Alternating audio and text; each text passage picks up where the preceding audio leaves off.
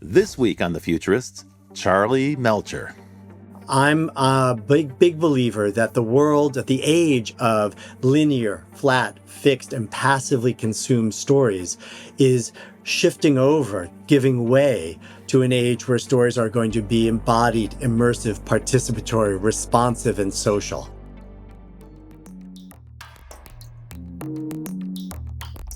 Hey there, folks. Welcome back to The Futurist. I'm Rob Tercek, and this week I am solo as the host. My partner in crime, Brett King, is a global traveler, and he's on a flight right now. But one of the things that Brett and I have been comparing notes on is how real-world events seem to be escaping our ability or transcending our ability to manage the narrative. We're starting to lose our grip on consensus reality, and everybody's kind of coming to their own conclusions. So what we seem to now have is opt-in reality. In a sense, the world that we're in is changing so very quickly, and we're all passengers on a train that's hurtling into the future at such a rapid pace. But we all have different perspectives on that future. And so we start to construct our own narrative, our own kind of personal meaning about what's happening to us. Sometimes that's great. Sometimes, though, that gives us a disadvantage, which is that we don't have the full perspective. And for that reason, from time to time on this show, we like to talk to people who think about storytelling and narrative as a means of constructing understanding of the world that we are in. We've had other guests in the past, like Michael Margolis, who is now applying storytelling architecture to venture capital and investment, which is kind of an extraordinary thing. We'll have him on soon. But this week, I want to tell you about someone who I'm super excited to have back because he was one of our very earliest guests on this show. And he is himself a futurist. He's been thinking about the future of storytelling for a number of years. So once again, a warm welcome to repeat guest, Charlie Melcher, who is the founder and CEO of The Future of Storytelling. Charlie, thanks so much for joining us again on The Futurist. I'm happy to have you here. Rob, thank you. I'm so excited to be here with you. Now, the last time I spoke to you, you were organizing a trip to, I think it was the UK, and you invited me to join a group of elite people, like on a special behind the scenes, like excursion to see some of the future storytelling. Tell me a little bit about those adventures that you organized, because I think it's such a cool idea, and I'll bet a lot of folks listening would be interested to know about those. Yeah, so this was an outgrowth for the future of storytelling when we had to stop the summit because of the pandemic. And all of a sudden we found ourselves locked in and not able to go out with our friends or go experience new things or meet new people. And we started these virtual trips during the pandemic where we would go around the world, meet the world's most interesting storytellers and get real-time streamed tours of their creations. And then once the pandemic was over, we realized we should be going and doing these things, not just watching them on Zoom. So the old idea was you brought a bunch of people together for like a conference or a meeting, an event, and the pandemic disrupted that. So then you said, okay, we're going to do smaller groups, invitation only, and we can manage, kind of the hygiene around that if necessary. But instead, we're going to go inside the machine. We're going to go inside the places where the future stories are being made. Is that kind of what you're saying? Yeah, I mean, when we couldn't go anywhere, we would actually pick up a local camera person, and then some genius creator would walk us through their creation. So, for example, Tokachi took us through Team Lab Borderless in Tokyo, and so he's walking through the space, and we have a camera person capturing it and zooming it to a private Zoom, feeding it into our private Zoom. And after a 45-minute walk and tour, he would sit down and we'd have this kind of roundtable conversation like we used to at Snug Harbor when we were doing the summit, but now it was in a private Zoom. And it created wonderful intimacy, and we got to feel like we'd gone somewhere in the world. And it was just really exciting to have all from the comfort of your home, thanks to Zoom. All from the comfort of your home, exactly. But now you actually conduct these guided tours in person, right? So if someone's listening and they're interested, they could actually go to the Future of Storytelling and learn about your next excursion. What are some of the places you've taken people to? This year we went to Amsterdam and we had an amazing 3 or 4 days there. We've been to Philadelphia for the pre-opening tour of Netflix House, which was amazing with Greg Lombardo. We went to New Zealand and we got to meet with Richard Taylor from Weta Workshop, which was incredible, and all sorts of amazing things, Maori culture and Hobbiton and other amazing things out in New Zealand. We've also, over the years, done trips to Montreal, to London, to which we invited you on, to Scotland for the Fringe Festival. So anyway, we do and in each of these places, what you're doing is you're actually going to, let's say, the headquarters or the office or the production facility of a group of people who are designing future narratives, right? That's what the purpose, so that's what the goal of the expedition is. It's to find the people who are inventing the future, who are doing extraordinary work, who are making things that blow your mind. Sometimes it's very future oriented, very high tech. Sometimes it's something wonderful and traditional, like classic special effects with prosthetics or swords or leather work. Or I'm thinking of Richard of Weta Workshop, where it's really a workshop and they're making the things that appear in Avatar Yeah. or Right, they're actually Hobbiton or making the whatever. props. It's not all digital. Now, It's the not folks all who are digital. listening to the show right now, at this point, they're going, "Gosh, I wonder if these guys can get a little more specific. That sounds interesting, but those are pretty vague." And so, I've got good news for the folks who are listening because Charlie Melcher is not a person who deals in dematerialized experiences. In fact, he is a person who deals in something I'm really, really personally passionate about. I am a gigantic book junkie. Any author who's been on my show knows that I read their books. I'll read as many of their books as I can before the show. I am a book junkie. And what I love about Charlie is that he is the genius behind some of my favorite books, whether they're books from entertainers like J.J. Abrams or great celebrities, personalities like Oprah Winfrey, who I used to work for. The through line on all of those is that these incredibly well-crafted coffee table books, they are books that are designed to attract you from across the room and elicit your curiosity and get you to engage with them and pick them up off the table. But all of these great books that I happen to have in my collection, I discovered one day to my delight, they're all produced by the same person, and he's the guy on the call right now, Charlie Melcher. So you're a book publisher, but you're kind of like a book producer, right? Right. We You are. know what? Let me give an We call example. So ourselves producers. for Yeah. the so you really do use that term. So for the folks who are Yeah. listening now, I'm holding up a copy of Charlie's new book. It's called The Future of Storytelling. I can't get it in focus. There it is. There Put you it in go. front of my face. The Future of Storytelling. As you can see, it's got this like great cover that's full of interesting images that are intriguing. But that's not all. That's not all. It doesn't stop there. In fact, there's another cover, and it doesn't stop there. There's like a dozen different covers for this book. So it's sort of like before you even start reading the book, you can play with it and you can customize it and you can design your own cover for the book. So that's the future of storytelling. Easy name to remember because that's the person we're interviewing. Charlie Melcher's the CEO of the future of storytelling. Is the book in stores now? It is. It is. It's published by Artisan and it released in November.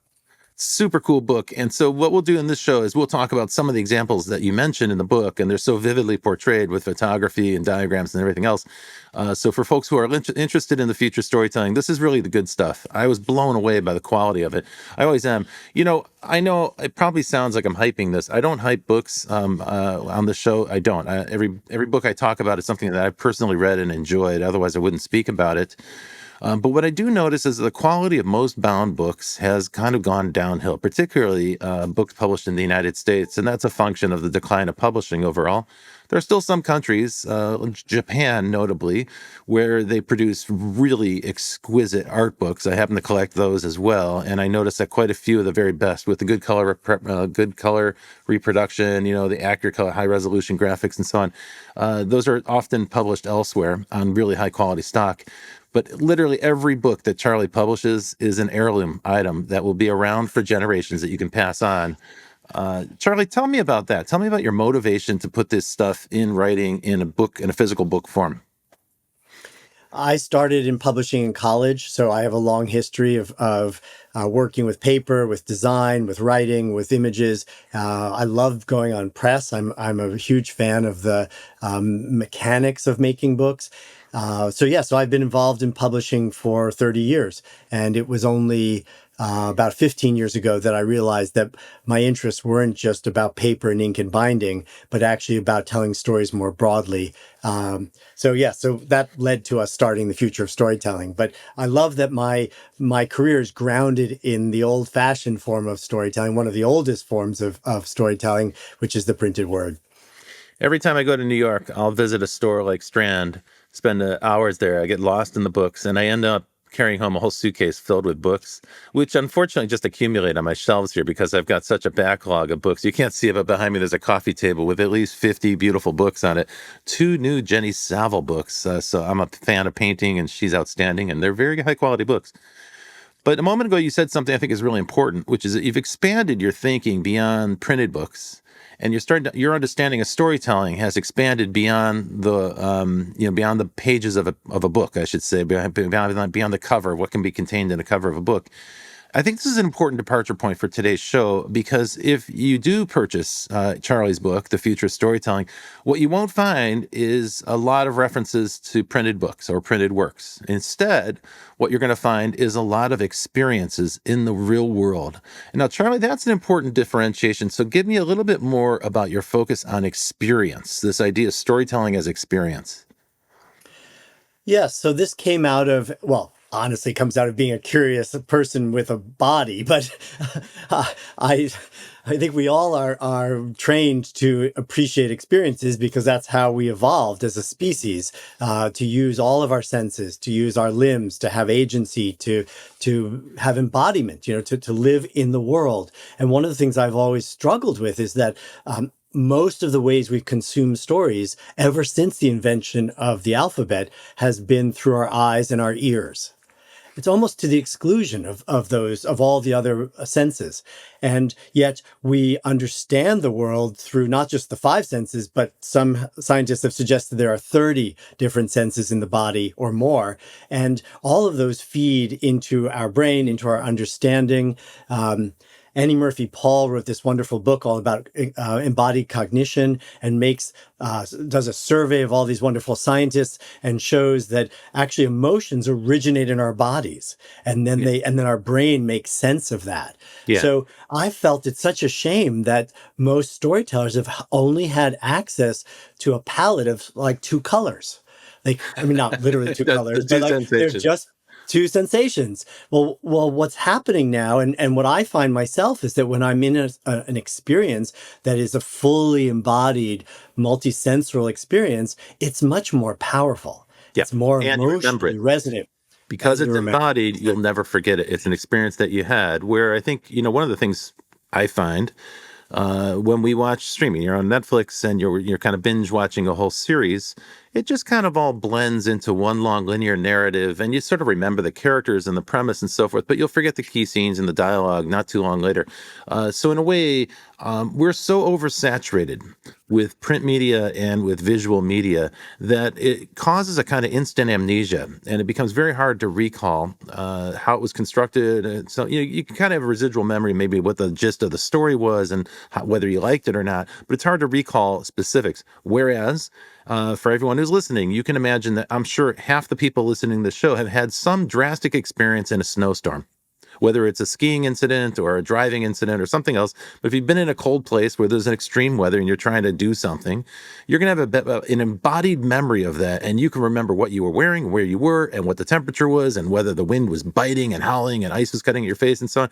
These are all experiences that fall away when you're watching somebody else portray it on a screen. The screens actually screen out half the story, I think. And this is They an important mediate. point for we talk about AI on the show all the time, Charlie. We have guests every other week who are coming in to tell us about what they're doing with artificial intelligence. And, there's a group of people who believe that we're going to build something like a general intelligence, an artificial general intelligence, and some say it'll be a super intelligence. In some ways, AI today outperforms human cognitive capabilities. So you can sort of see why they would make that argument.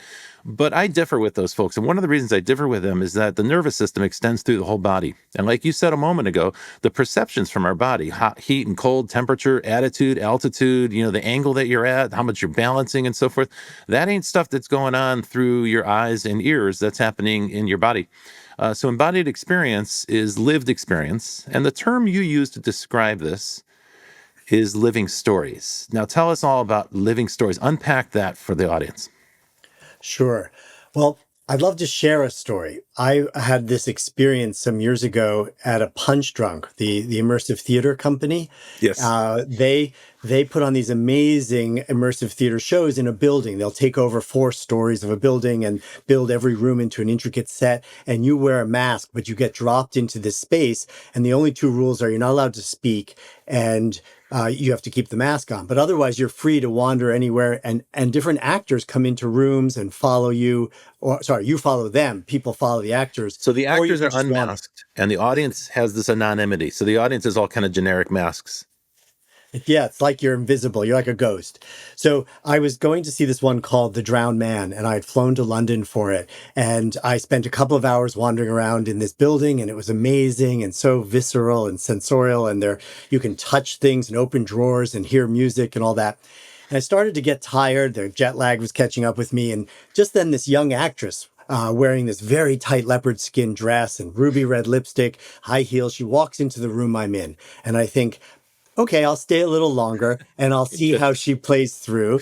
And so there are other ghosts, other of us guests sort of following her, and she's going from room to room. And then she ducks behind this door, and on a lark, I decide I'll follow her. And as I come through the door, she's waiting for me on the other side, and she shuts the door and she bolts it locked.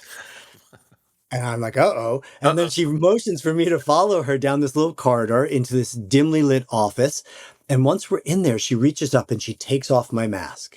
And now my cloak of invisibility has been removed and I feel kind of exposed. And now it's just the two of us face to face. And she takes this mask, she hangs it on a hook and takes off the coat rack this Bogart sort of 1950s trench coat. Mm-hmm. And she puts it on me and she turns the collar up just so and ties the sash.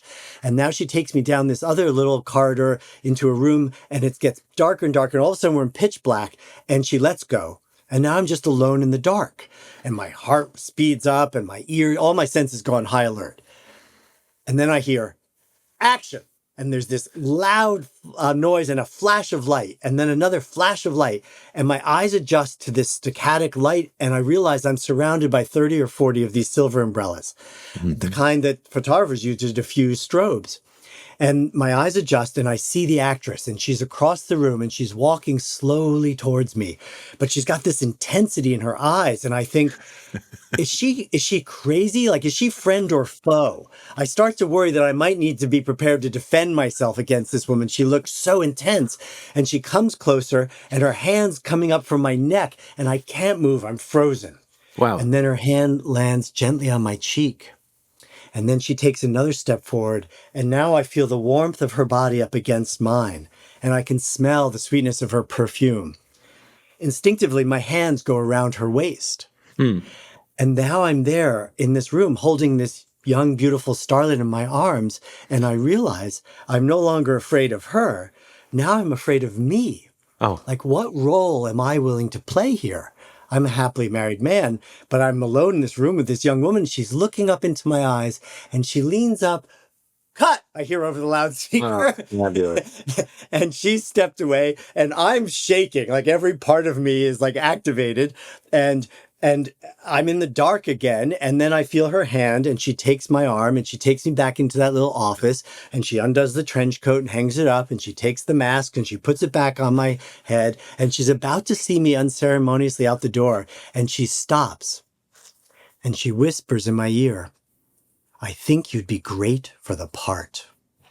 Oh, that's a nice bit. And I realized that I had been auditioning for the role of the leading man. I was in a scene that was put on just for me.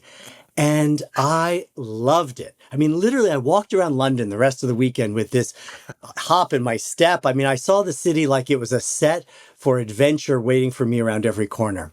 And what that left me with, I mean, it's literally a story, obviously I've told before, but it's one I will never forget because I went in as a passive audience member and I left having been an active participant in a drama that I was the hero of. I had been living that story. I wasn't watching it. I was participating in it. And it was like nothing else. I mean, I've love cinema. I've watched a million movies. Like no movie was as moving and exciting as that scene that I had just lived through. And if time permitted, you could probably recall every detail, like what you were wearing and how you were standing and what it felt like and the temperature and the brightness of the lights and so forth. You've recalled a lot of that. You've packed a lot of it into that story. And for the folks who are listening, that's the beginning of this book, The Future of Storytelling, that anecdote.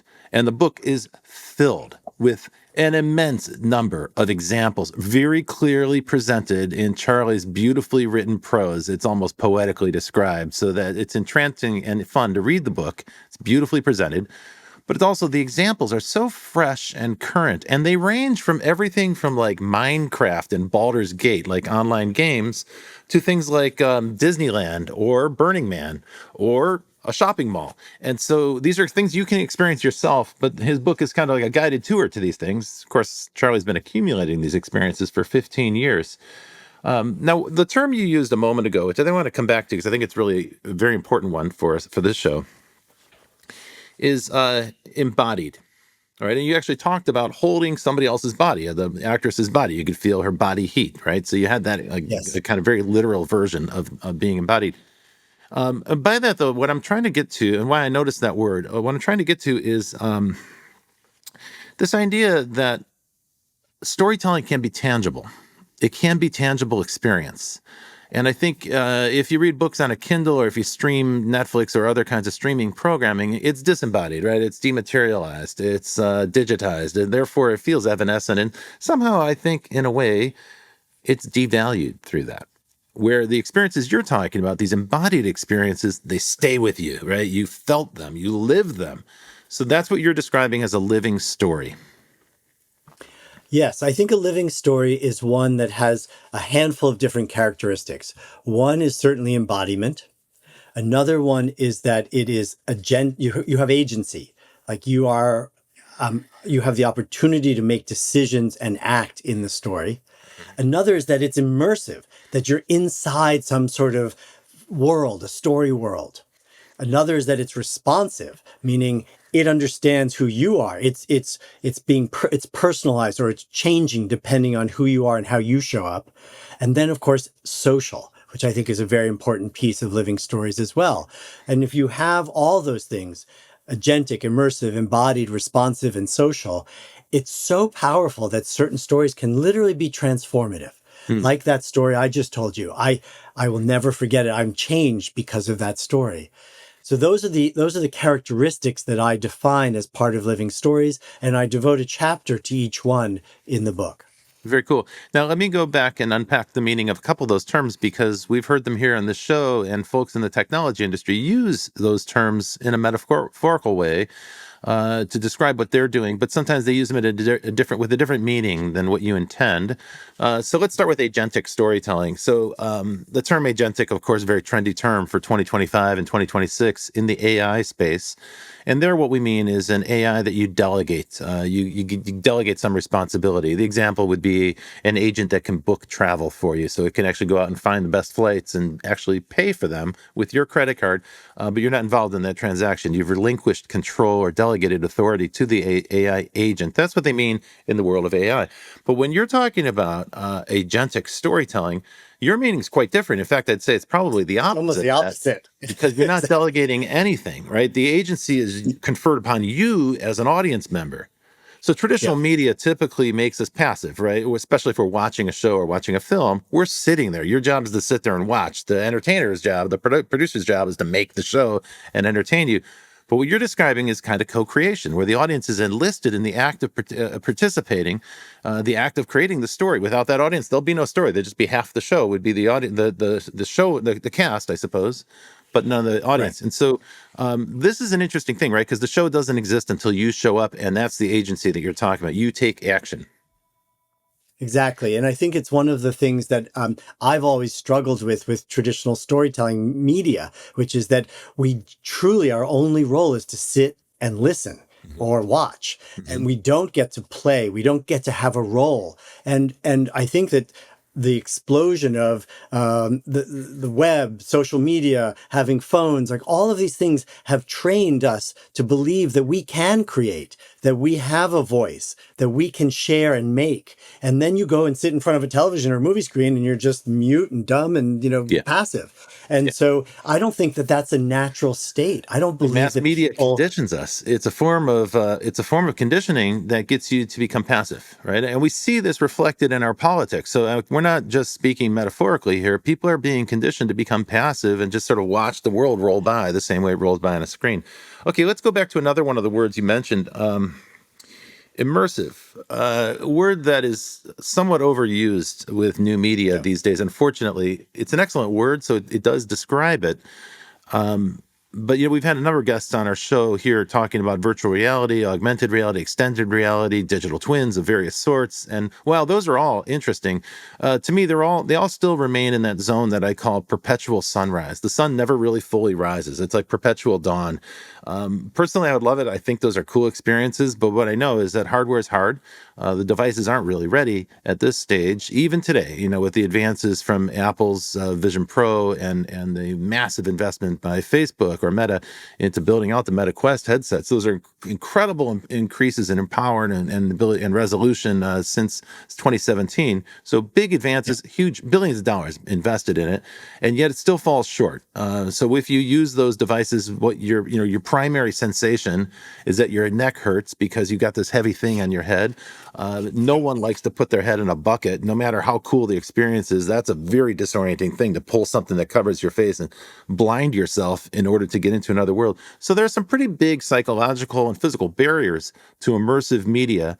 But what you're describing, again, isn't necessarily something that happens in a headset or something with a head-mounted display.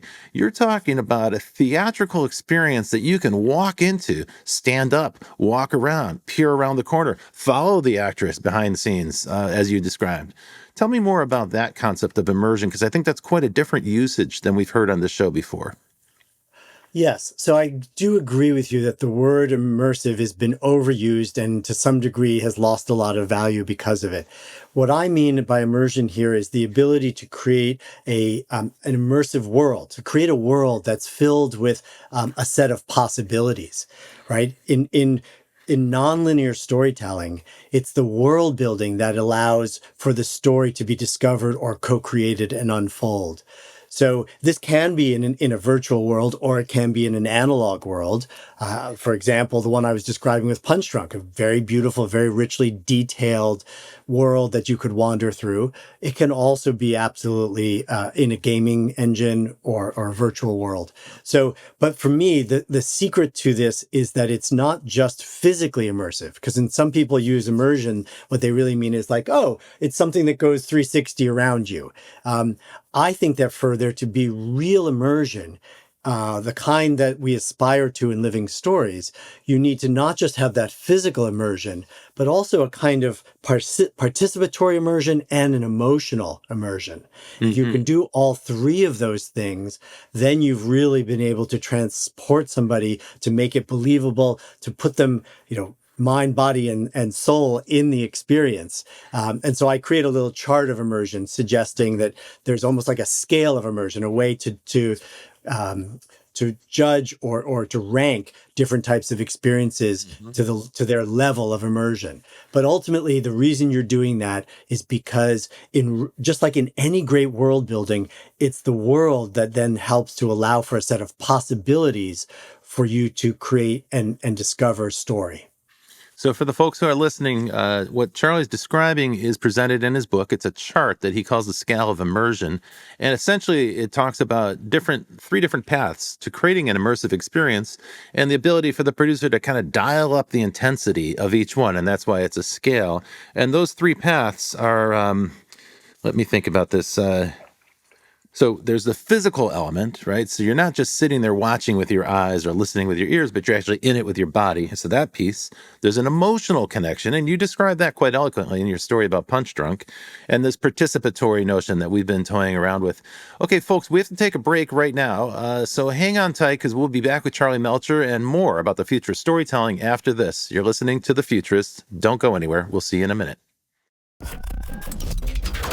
Hey, welcome back to The Futurist. I'm Rob Tercek, and this week I'm talking to Charlie Melcher. Charlie's an old friend of mine from New York who has been focused on the future of storytelling for 20 years, and he's traveled all over the world to find the very best experiential stories that are being made. Now, we talked about traveling around the world. We talked about going to places, and I want to get into a topic that's related to that and kind of like hinges on this notion of an embodied story, and that is placelessness versus a place. Just before the break, you were talking about world building. Now, this is a term that's very important these days for franchise films and franchise movies and TV shows. This is a key concept. You have a world that's so interesting, people want to come back and see different stories and follow different characters. for folks who are listening, you can easily envision this with Star Wars. You can imagine the Marvel universe, so that there's numerous characters, lots of different stories to be told, but it's a place you want to keep coming back to. Those are imagined places, right? Those are imaginary places that don't exist in the real world. They're just artfully built by a team of experts over decades of hard effort. So that's the construction of a world. And I think the digital equivalent or extension of that is virtual worlds, the kinds of things you might experience in Fortnite, Minecraft, or the many other immersive video games, persistent world games, where thousands, sometimes millions of people participate in those worlds, but they do so with an avatar. So it's not really them. It's like they're representative, slightly detached, a little bit mediated, less embodied, and therefore less kind of experiential than what we're describing elsewhere. But now I want to talk about real world imagined worlds or real world building. So, Charlie, in your book, you talk about things like Burning Man, Meow Wolf, and South by Southwest. So if you could tell me a little bit about some of the examples from the book where world building has occurred in the physical world at a place where you can go, like Westworld recreated for HBO at South by Yeah. Southwest. Yeah. I mean, I don't think there's anything more powerful than to be able to enter into a physical world that's particularly something like Westworld, right? Where you're bringing back a beloved franchise that you've watched, and now you get to play in that world. You get to live in that world. You get to literally smell it and taste it and feel it.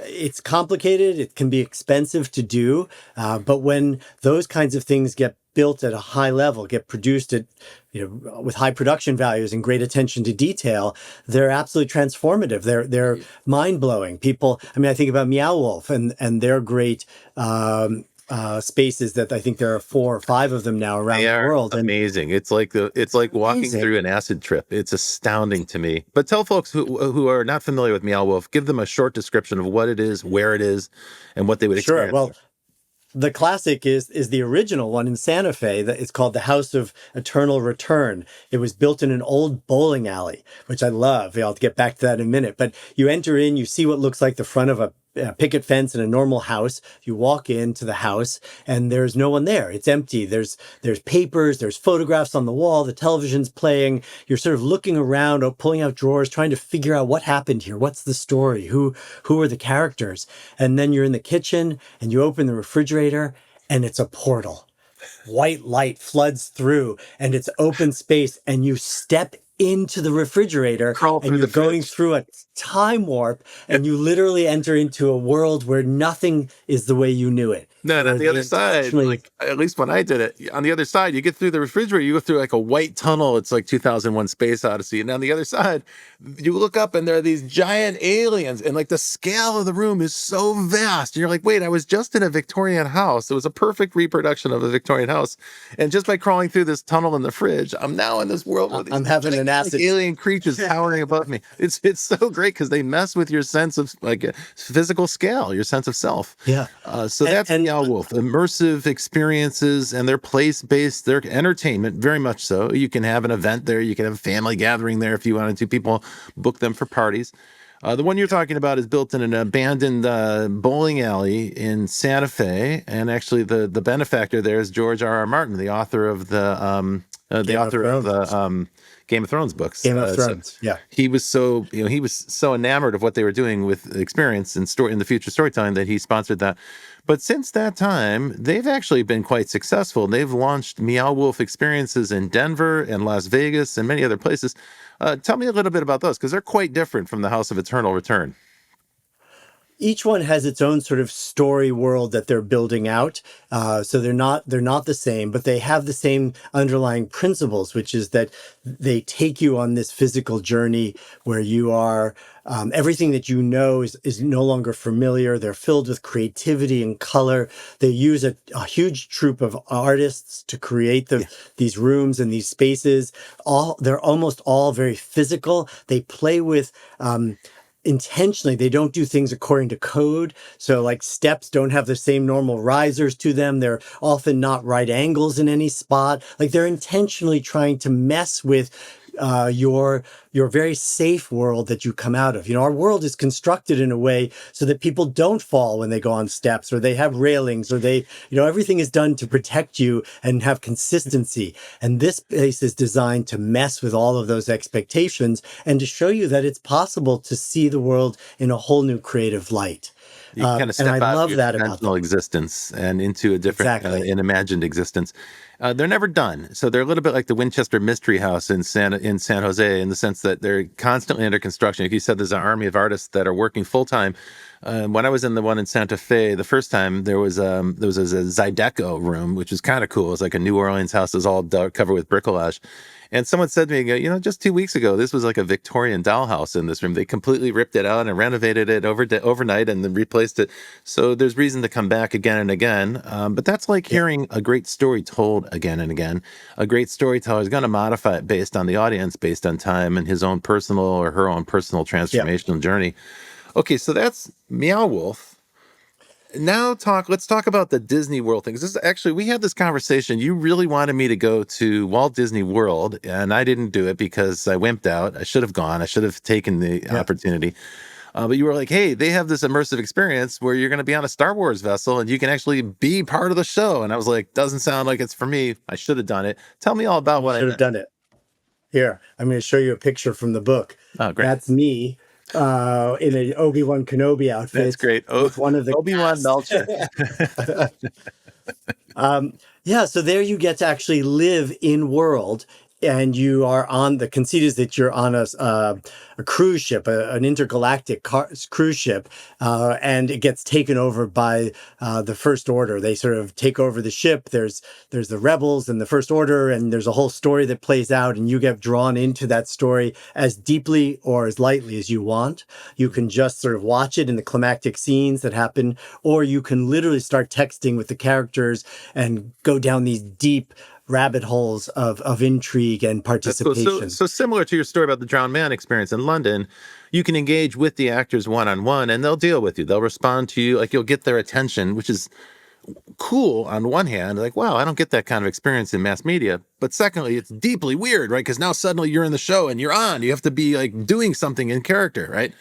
I'm working with them, and I've got assignments, and then there's food, and it's all in world, and there's a Yeah, that's Star the thing Wars about bar, and Disney we're World. having You actually drinks. stay on the spaceship, right? You're part of the story for a couple of days. Yeah, you live there. It's a hospitality. It's like being on a cruise ship, really. Yeah, it's great. But you don't actually move. But you think you do because you look out the windows and you're in space, and the planets are going by, and it's all beautifully synchronized. ILM, the same people who did the special effects for the Star Wars movies, created the special effects for all of the things you see outside the quote unquote windows, which of course are LED screens. It's funny. You reminded me back when I was designing online games in the mid 1990s. We were looking at real world phenomena where people form organizations and groups and troops. And one of the phenomena we were looking at was live action role play games, where it's like, okay, you're this Mark. character, I'm this character. It's a little bit like a grown up version of the way kids play in a schoolyard where they kind of cast each other in roles and then they go stay in character and perform. And we were like, gee, I wonder if we can recreate that dynamic on the web. And funny enough, we tried to do it in Disneyland. So we went down to the Disneyland here in California, and what we wanted to pay attention to there was the intense care that world is constructed with. The great thing about Disneyland and what sets it apart from all other theme parks is that even down to the level like the nuts and bolts, somebody designed every inch, every millimeter of that surface so carefully with so much care and attention.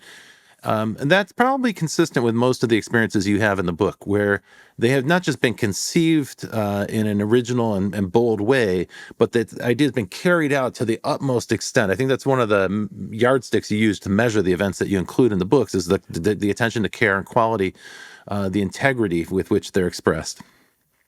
Absolutely. It's so in addition to the 7 chapters that are in the book, there are almost 50 of what I sort of think of as canons. They're my favorite examples of immersive experiences from around the world and across media. And they are beautifully rendered. I mean, these were chosen intentionally by me, not just because they're really well done immersive experiences, but also they're visually spectacular. We were able to find great photos of each of them and share 2 to 6 pages of little breakouts about each. So I think people will use this book not just as a inspiration to understand how the world is changing of storytelling, but also as a guide to things that they want to go do and see, and as a visual reference for inspiration for design, set design, all sorts of creativity, because the quality that these people have used to build these worlds is just extraordinary. It's so fun to look at. And then there's the level or depth of commitment, right? So some of the worlds you're talking about, hey, it's just a theater experience. It's an afternoon, it's an evening, no problem. That's low commitment, right? Even though they might be quite challenging when you're in them for a period of time. But even that level of intensity in the back of your mind, like, yeah, but after this, I'm going to go out and get dinner and I'll be fine. That's not true for certain things. Like I would say Burning Man is probably considered a pretty high commitment immersive experience, in the sense that you have to go out to Black Rock. You got to drive out there. There's no place to get, there's no easy way to get there, right? You got to stay there. Right? You got to figure out your food and water and so forth. And you're in that world. And what's cool about it is you're in a group, in a world with tens of thousands of other people who've made that same commitment. And it's a commitment to personal transformation.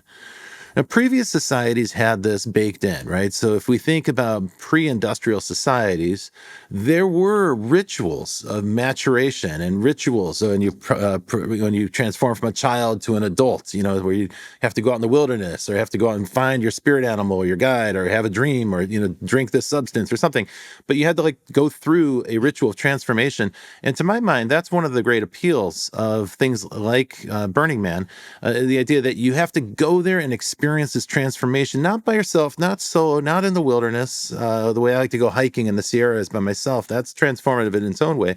But this is a collective, right? This is a group experience. It's sort of what we had in movie theaters back when people went to movie theaters, except you're the story, you're the world, right? So talk to me a little bit about Burning Man, because that's also included in your book. You're considering that for storytelling.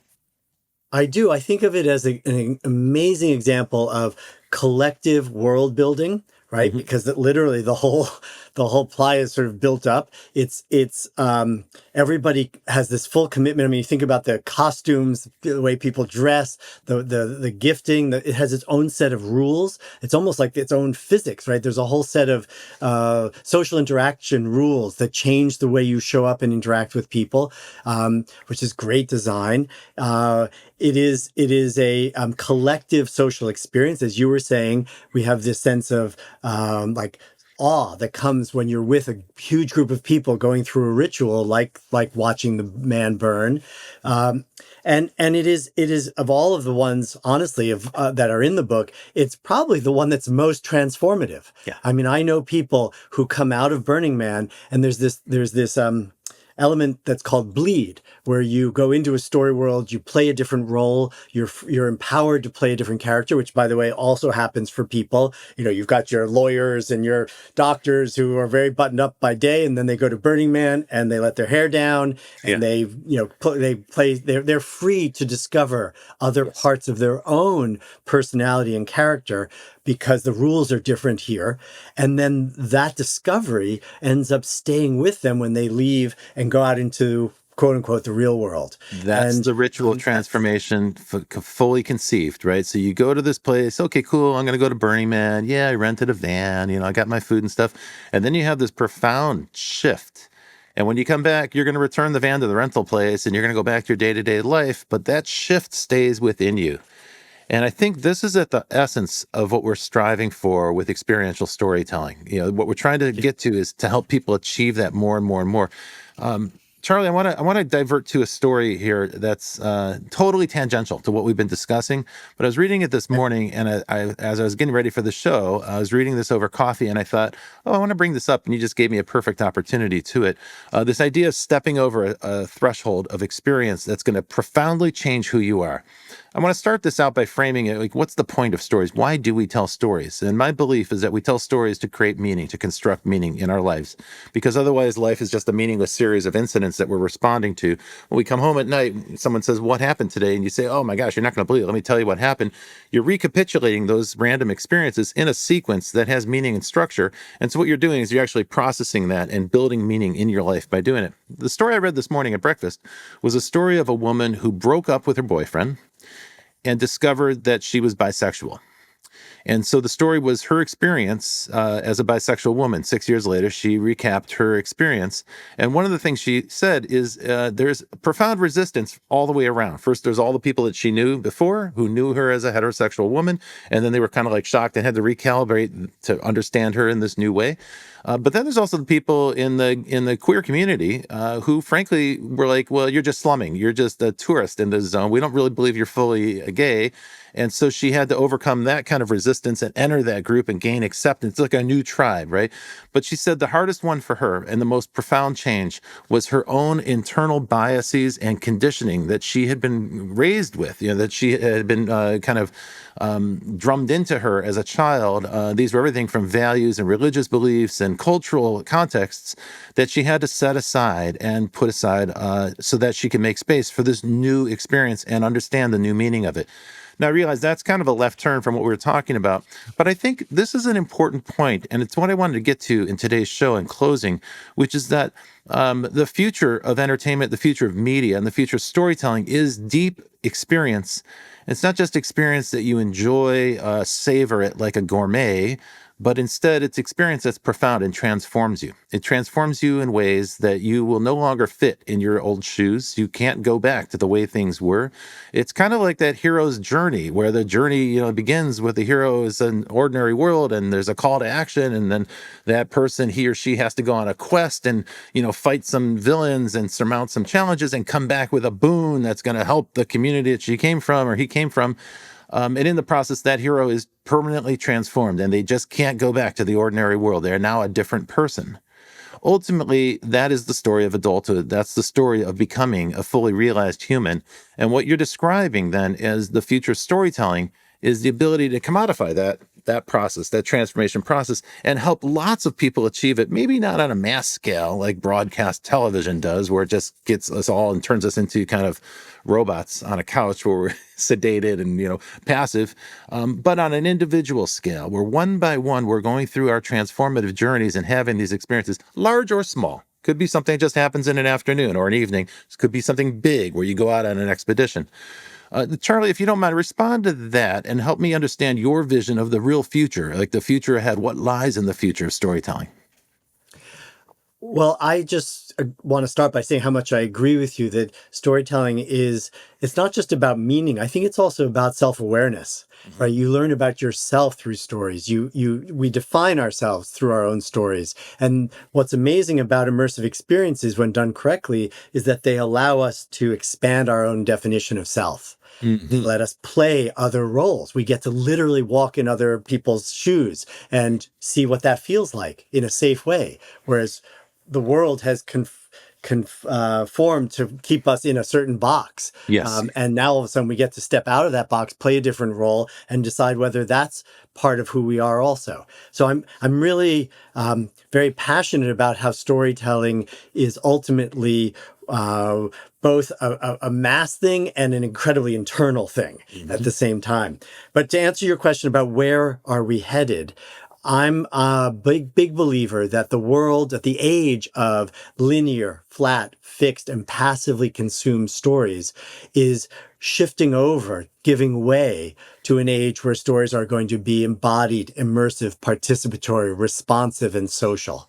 And frankly, because everything we've just said, they're so much more powerful and memorable. It's night and day. It's like black and white versus color. I mean, there's no question that if you had the choice between being in a story and feeling it in every sense of that word versus sitting back and watching one, most people would ultimately choose to do the one that they get to feel and embody.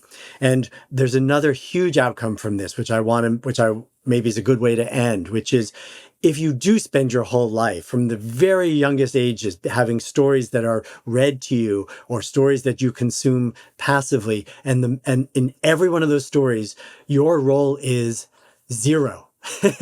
There's no way to impact the outcome of that story. All you can do is watch it unfold or listen to it unfold.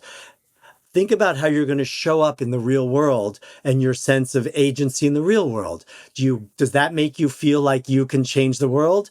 Now imagine a world where every story from your earliest childhood was something that you got to be the hero in, that you and your friends and your family got to play through and figure out together how to solve or resolve or win or just have an extraordinary experience together.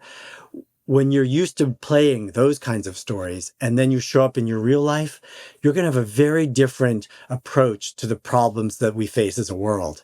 And so it gives me great hope to believe that as we live our stories, we will learn the skills to together overcome the biggest problems that we face. What a powerful way to conclude this interview. Oh, Charlie, such a great pleasure to hear from you. Thank you for sharing that bit. I think it's a very important point. I'm passionate about the power of storytelling and this kind of transformative experience we've been describing. Where can people find out more about you and the future of storytelling? Please visit our website at fost.org. I also have a podcast, which you've been very kind to be on, so thank you. And so they can look to the Future of Storytelling podcast. And then please go out and get the book. I think if you enjoyed this conversation, I think you'll enjoy the book. And that's available wherever books are sold. Yes, I've enjoyed the book. It has 12 covers. You're never going to be bored with that book on your coffee table. Charlie, thank you so very much for joining us on The Futurists. Oh, here we have all the different storytelling covers. That's great fun. Good. For the people who are listening and can't see it, Charlie's just unfolded all the choices of possible story covers for the book, The Future of Storytelling. So check him out at fost.org.